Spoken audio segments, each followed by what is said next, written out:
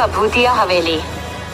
मैं शिवानी आज आपको एक खौफनाक कहानी सुनाने जा रही हूँ जो कोलकाता के एक प्राचीन हवेली के बारे में है।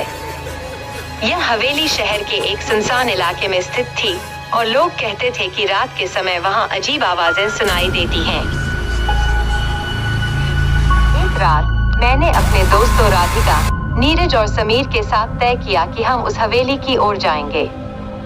जब हम वहां पहुंचे तो हवेली की विशालता और अंधेरा हमें डरा रहा था। हवेली का दरवाजा अपने आप खुल गया, जैसे कोई हमें अंदर बुला रहा हो।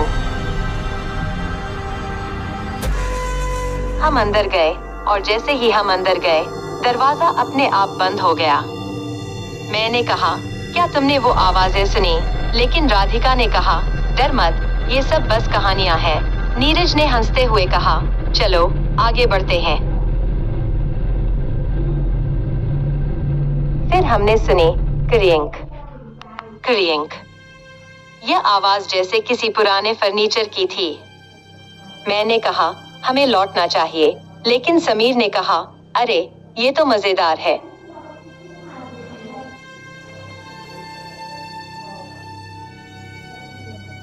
एक खौफनाक चीख सुनाई दी, यहाँ मत रुको। वो आवाज गूंज उठी जैसे कोई हमें चेतावनी दे रहा हो। हम सब डर के मारे इधर उधर देखने लगे। मैंने कहा, यह सच में डरावना है, हमें बाहर निकलना चाहिए। लेकिन जब हम दरवाजे की ओर बढ़े, वह अचानक बंद हो गया। अब तुम नहीं जा सकते। वो आवाज फिर आई, लेकिन अब और भी करीब।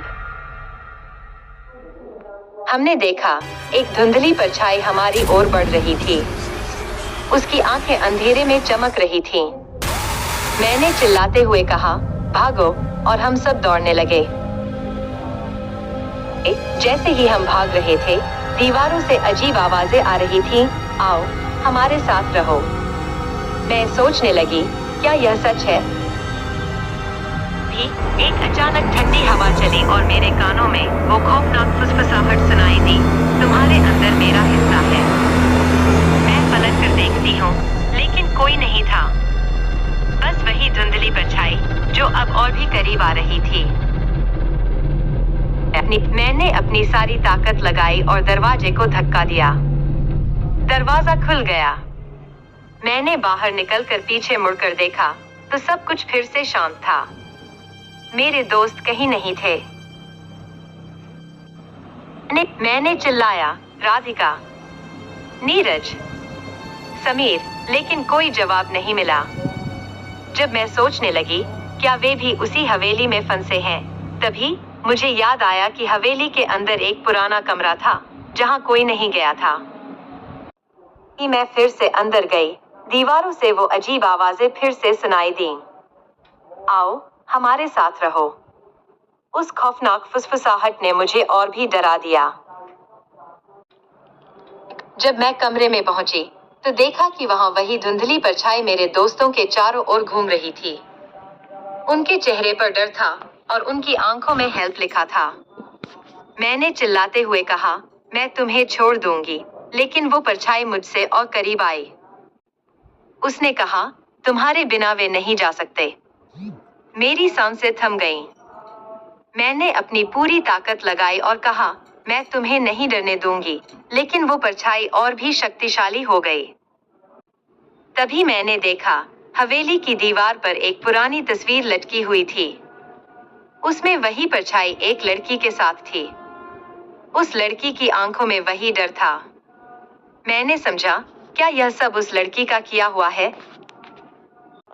मैंने अपने दोस्तों को पुकारा, हम एक साथ हैं, हमें लड़ना होगा। और तभी मैंने पूरी ताकत से उस परछाई की ओर बढ़ी। लेकिन परछाई ने कहा, तुम नहीं बचोगी। निकलते मैंने दरवाजा खोला और भागने लगी। बाहर निकलते ही मैंने पीछे मुड़कर देखा। मेरे दोस्त वहां खड़े थे, लेकिन उनकी आंखों में वही डर था।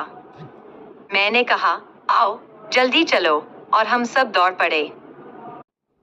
जब हम कोलकाता के बाहर पहुंचे, सब कुछ फिर से शांत था, लेकिन मेरे दिल में एक खौफ था।